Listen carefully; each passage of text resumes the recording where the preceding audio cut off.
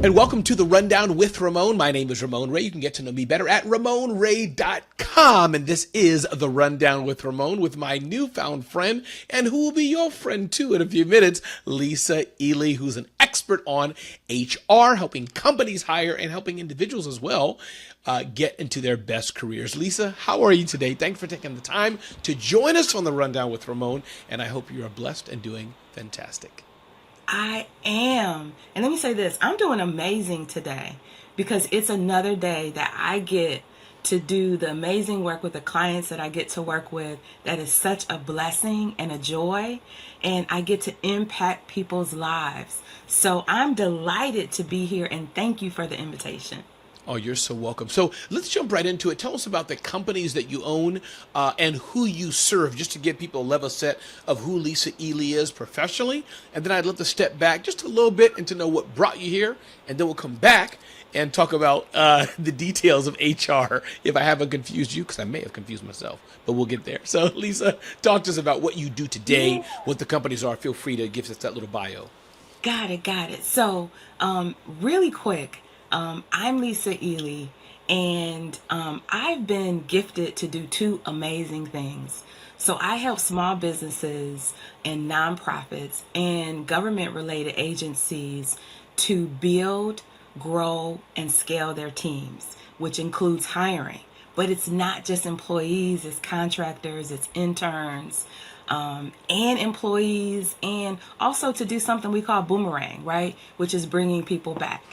And through that work, I also help individuals to find those amazing opportunities as well.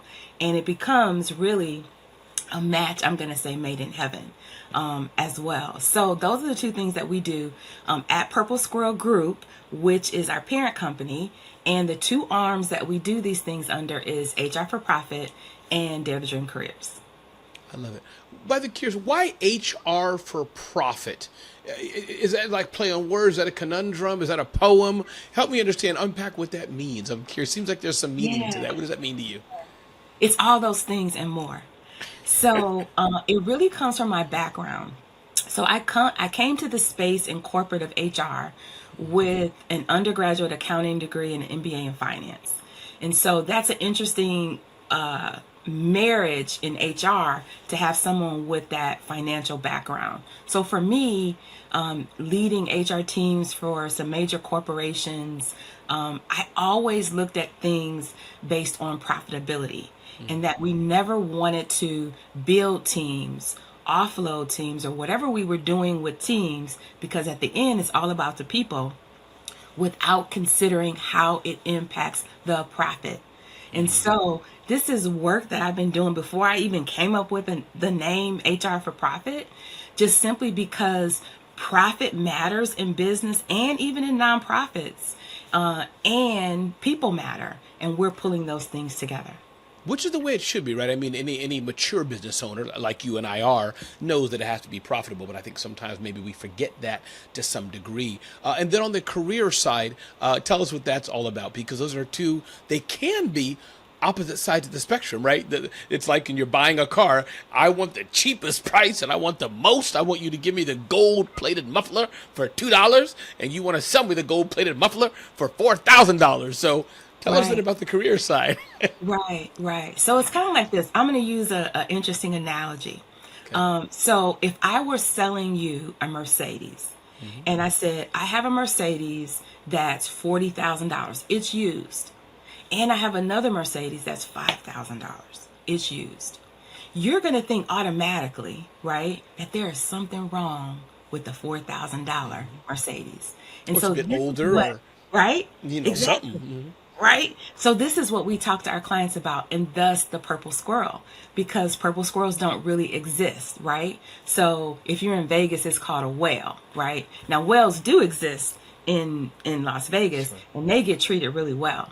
So we help our clients to determine what is the purple squirrel characteristics that they will build in the brown squirrel that they hire. But you pay for what you get. So you can get the $50,000 or you can get the $5,000. But at the end of the day, you do pay for what you get. I love it. Wow, wow, wow. So let's go back a bit and help me understand what brought you to this place. And maybe there's different milestones. Maybe you woke up and just at the age of 13 years old, you were an HR specialist. I don't know. Help us understand that journey of what brought Lisa Sure. to the place she is today. Wow. So I too have a story that I sold Girl Scout cookies. Okay. So I was in the Girl Scouts, and it was really the way to win a trip to go to summer camp. And I was very competitive as a little girl, and I wanted to win the trip. And I did. I was one of four Girl Scouts to win the trip. And I think that was the first time like I really realized that like you could sell something, right? Make an offer that someone wants, and I had a desired outcome and I reached it, right? Because I made offers. So that was really where it started. Then in high school, fast forward, I actually sold shoes at the Ritzy Mall where Saks Fifth Avenue was. And part-time high school, I'm a 17-year-old, and I made more than all of the full-time associates simply because I knew that everyone that walked in the door could potentially buy a pair of shoes, right? And a simple methodology that I used that was a winner. Wow. Wow. And so you knew your goal was that walking in, it's up to me. I'm assuming, if I'm wrong here, let me know, but I'm guessing Lisa, young Lisa was saying, it's my job. It's my problem to get them to buy a pair of shoes. Meaning it's not their problem, it's my problem. That's one thing I'm picking up. It seems like you would probably be thinking. Right, right. So I'm offering them a solution. So I'll give you an example. I'm still kind of snooty when it comes to buying shoes. So recently, my husband and I typically buy a couple new pair of tennis shoes for my birthday. My birthday Okay. was in June, and literally we went into a sporting goods store, and I showed the sales associate the shoe. They went to the back. They did not have the shoe in my size. And you know what he did? He didn't come out with anything. So guess what? You come out with nothing, I can't buy anything. So I literally coached this young man on the spot. And I said, you have some shoes that look like this one. Bring those out, because then I can choose, right? Because who walks around like now they have like 2,000, like I'm gonna say 100,000 pair of shoes at the store now, right? And even some that aren't even out as well. So at the end of the day, it is you are making an offer to someone. Sometimes that's is similar to what it is that they want in the services that our clients provide, right? I love it. I love it. That's powerful, Lisa. So let's jump into what you're doing today. Let's split these worlds in half, and feel free to take this discussion where you want. Let's talk to the business owner that's hiring employees. What's the magic sauce? What are you doing with them? What questions should they be asking you, Lisa? What questions are you asking them? I assume, let me know for level setting here. I have a company. We're making a product or service. I need humans, notwithstanding ChatGPT and AI. I need humans to run that company, do something in that business, and I'm not going to get all A players. And again, you stop me, correct me anytime. I'm just setting the stage here. I need some at least good people. Some people are going to rise and be all stars. Some people ain't going to be all right. I'm going to keep them for a while. Or some people may just go below the line and have to let them go eventually. But I need good people. Need to run my company. Lisa, what happens? What do you walk us through some scenarios here? Yeah, so I'm going to tell you the first scenario really is the first part of it is, you know, an organization, leadership, CEO of a small business or larger business needs to understand how they make money and how they lose money. Those are two critical kind of like anchors. And then the second part of that is being very clear on your mission and your values, right? So why does the organization even exist, right? Why did you slap this name, file all the paperwork, all the things, right? Get a bank account, all the things that businesses small and large do, right? And making sure that you have clarity on that. Then we overlay that with our 4C framework, which is literally walks through connection, clarification, culture, and compliance. And so really understanding how are they operating those business under those four areas. And then for good measure, depending on the organization, we add a fifth one, which is creativity, which is also innovation. And that's where things like ChatGPT comes from. And how do you use that creatively in your organization? Because we've got to be constantly innovating. So hopefully, did that make sense? It makes perfect sense, and I'm curious. Let's dive a bit deeper, talking about the hiring side of it. So I have a car dealership in Virginia. We need 3 people for our sales team, 3 people for our service team, 3 people for our front desk, 3 people for whatever. I get it, Lisa, that I need it for the executive team, all the fancy stuff you just said. I get it. But I just need a body to sit in the front seat and smile and greet people. Do I have to have all that just for that role, Lisa? So the biggest and the most important thing I'm going to tell you is values. The values must be in alignment. And I'll give you an example. I love the example with a car, right? So again, why does this dealership exist? So are they selling new cars? Are they selling used cars? Okay, we're selling Right. used and new. Bulk of them are used cars. Got it. So that's probably a different level of and type of clientele that is investing and purchasing that type of car. And where do they sit in the marketplace as well? And what are their values? Are they trying to push the $50,000 Mercedes or the $5,000 Mercedes, right? So the values question is probably one of the most important things, because you can't train values. You can train compliance, values align with culture. And if a person just doesn't have it, it is the hardest rock to push up the hill. So that piece is it's a showstopper. I believe you could take someone with the right values and you can turn them into the best salesperson that will kill selling a $4,000 Mercedes or a $50,000 Mercedes, as long as their values are aligned, if that makes sense. We froze a little bit there, but continue. You said they would kill selling a $4,000 Mercedes. Continue from there. You can start that sentence again. Yeah, they would kill sales selling a $4,000 Mercedes or the $50,000 Mercedes.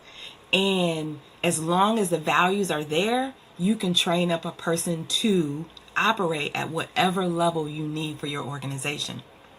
The biggest issues we find in businesses of all sizes is a mismatch of values.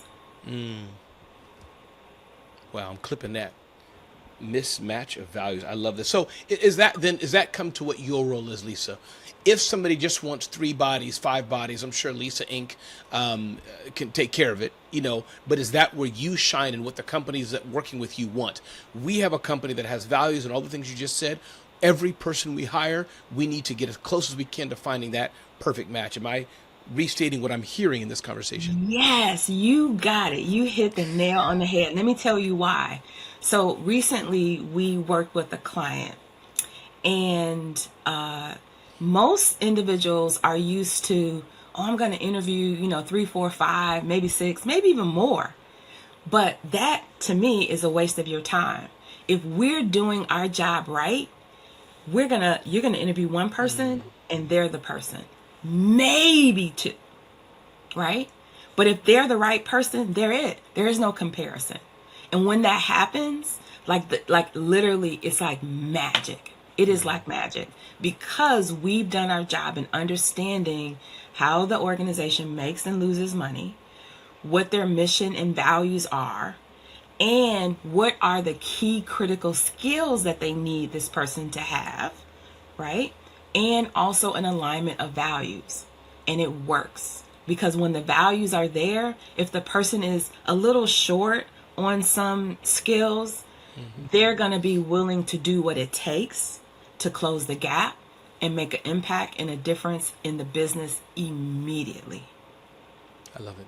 I want to get to the career part as well, but feel free Yeah. to if I didn't ask something that you wanted to mention on this side, feel free. But switching gears totally a little bit here, but talk to us about the online platforms, the Indeeds, Upworks, all these platforms. Are they competing with what yourself and other HR professionals do? Do they work in complement with you? Are they your tools that you use? It just came to mind. Talk to us about these Yeah. marketplaces of talent. Yeah. Where does that fit in? If I could be honest with you, Yeah, if I only had one tool that I would recommend a job searcher, a dream career searcher were using, it would be LinkedIn, I agree. right? And before we go on, I meant more so Yeah. the company hiring. Just in case you Okay. changed your point of view, the company hiring. I'm hiring people. Sorry, that's that. Just to clarify that one. I'm gonna say, I'm gonna say the same thing. Same one. Okay, It would got it. be Okay. LinkedIn. Yeah. And that, unless, and if you're going to use a secondary site other than Sure. your own site, then if you're in tech, then you want to use some tech sites. If you're in HR, you want to use Sherm, right? So there may be some specialty sites Sure. that you select, but I'm going to tell you, you can win with just LinkedIn I agree. That on rhymes. both That's a sides. T-shirt. Looking for talent and also talent looking for opportunities. Like, you really don't have to go to a lot of places. And if you were to go anywhere else, you literally can just improve your SEO presence from your website so that your position, a person can Google it or Bing it or whatever, right? Yeah, At the end of the absolutely. day. So, I those like Bing is coming back. You can Bing it yeah, too. you can Bing it too, and you can Google it and all those things. So I'm just going to tell you LinkedIn, and this is what I'm going to say about LinkedIn. If there's a replacement coming for LinkedIn, right? I don't know, but I'm saying we're operating and living in a world where we see some new Sure. social media platforms emerging.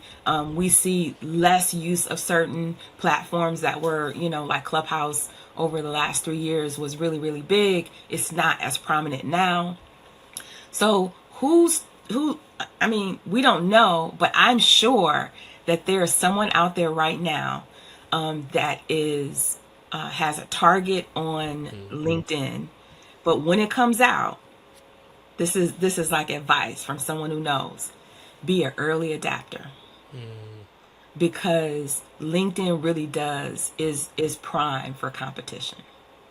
Yeah, I agree. I love it. I love it. Lisa, one more time, give us your website, give us the name of your company, tell us, remind us how we can reach you, and then I want to get some tips and advice from you on those looking for jobs, those looking for employment opportunities, Sure. those in their Yeah. business right now, that quiet quitting, quiet this, quiet that. I want to talk about Yeah. all that. But one more time, remind us who you are, how to reach you. Repeat that Yeah. again, please. So I'm Lisa Ealy. I am your HR profit strategist and your career confidence coach. And you can reach me at hrforprofit.com. And there you can connect to all the things, all the websites, all the links, all that stuff, and some really cool freebies as well. I love it. I love it. So let's talk on the hiring side, the career side. Again, I have a feeling that you and I could talk about this for 6 hours, but let me set up another scenario for you, and feel free to adjust it as you wish. I'm just have some fun here. So, talk to Mary. Mary works in a company right now. She's been there 5 years. It's It's okay. She could be paid a bit more. Not perfectly happy, kind of bored, maybe unfulfilled. I don't know. Add in whatever other negatives you want. What does Mary do? What's your advice to a Mary? Does she look for a job? Does she try to stay where she is and go up? And feel free to add more parameters. We're just talking here, but talk to Mary Sure. who's working with the company. What do you tell Yeah, her? so if Mary's working with a company, I'm going to tell you it starts with whatever you want to call it. Some people call it an individual development plan, an executive development plan, a professional development plan. So the first thing I'm going to say is, hey, Mary, do you have a personal professional development plan? Mm-hmm. And are you now where you thought you'd be 5 years ago? Right? And so either going to say yes or no. And then that is typically where we start because we've got to know where you want to go and grow before we can create a path and a roadmap and get you on the journey that allows you to get there. More times I will say than not, right now, what I see in the workplace, and I'm going to speak to women of color and Black women, or African American women in particular, is that we have been targeted, right? And so I'm going to say, I said this. So we now have someone who is identified as multiracial, African American, Black, woman of color, in the vice presidency in these United States. So we are a threat. So women out there, if you didn't know, you are a threat to leadership, right? And leadership positions. And so as a result of that, we have been displaced. We have been pushed out. We have been not allowed to grow and thrive, maybe as in 5 years ago, 6 years ago, from that standpoint. And so what I am seeing now is I am seeing many more women of color in particular having issues growing their careers, right? And so some of that, and maybe Mary is facing that. Everything was fine. It was going great. And then something happened and suddenly it's all stopped from that standpoint. But this is why career counselors and coaches exist, and strategists, as well as mentorship. And I know you can relate to this. Your mentor cannot always be someone who does the job for free. Sometimes you have to be willing to make an investment in mentorship, whether it's for your business or for your career. And so think about where you want to go or grow. And I'm going to say, even for values, I'm going to put a plug in for this, because recently, since we outside now, right? After the end of COVID, all these events and activities are happening. And it is a time for the business owner and the career professional to take a look at and reevaluate your values. And is what you're doing in your business, the way you're doing it, and in your professional career, are you able to spend as much time with those you love and hold near and dear? And have your values changed? And how can you then change the organization of the way you operate in your life from that standpoint? So that's where I would start with Mary, and I would start with a president, CEO, a solopreneur, even as well, to say, let's talk about the values. I love it. Okay, let's then talk about Anthony. Anthony, you there? Anthony? Yeah, Anthony's still there. So Anthony. So Anthony has not been employed. And again, you can feel free to add scenario that we can take this wherever, of course, but just to, Sure, again, yeah. curious what you said. Those who are looking for a job, it's Anthony. He wants, I don't know, 60K a year, 80K a year, maybe a little less, a little more. But what do you tell Anthony? He's frustrated. He's Ramon, I filled out all the resumes, Ramon. Maybe he's saying nobody's called me back. I don't know. Feel free to add more to it. But just what do you tell that person looking for that good job? Yeah, I'm going to tell you, I talked to Anthony yesterday, in fact. I talked to He called you. He knocked on your He door. called me, right? We helped Anthony. Okay. And Anthony is doing well, but Anthony wants to do better. Anthony has applied for 100 jobs. And Anthony is looking for a needle in a haystack, right? And so, yes, Anthony has received some offers.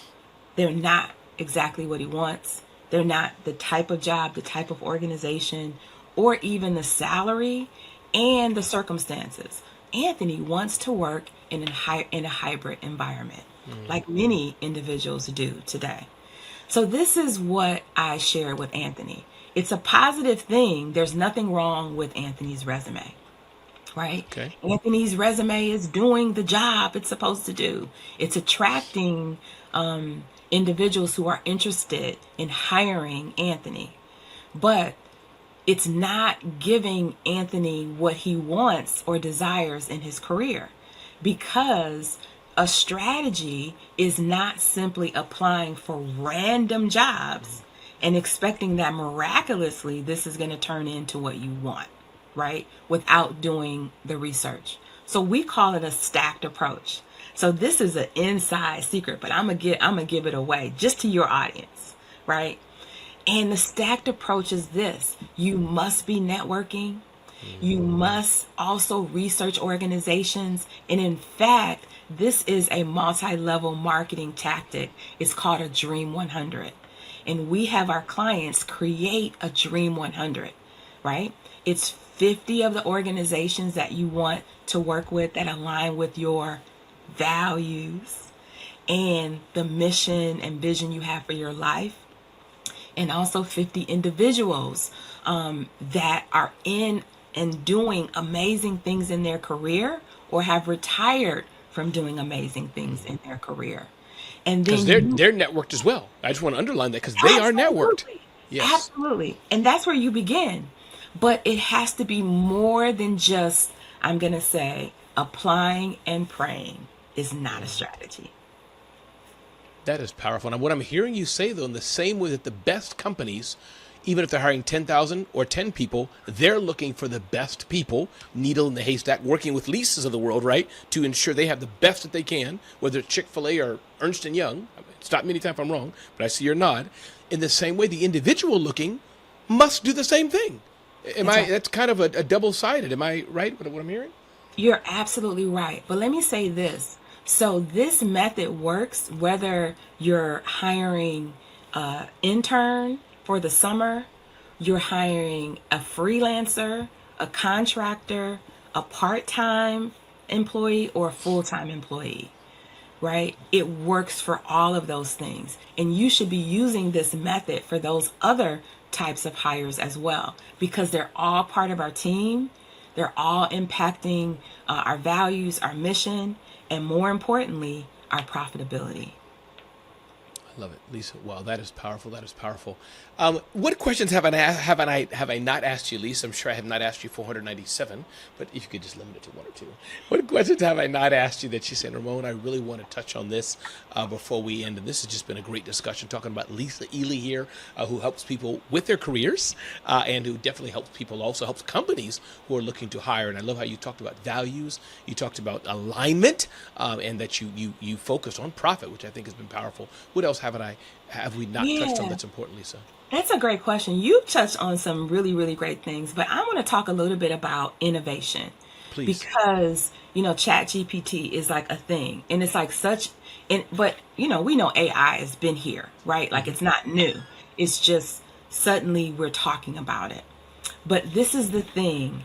When you talk about innovating in this space related to people, I'm going to give you three things, like three insider secrets that Okay. your audience can use like right now. So if you have a team, ask them what they want, right? Ask them what they want. Run the numbers. Can it happen? Can you do it? Right? Is it possible?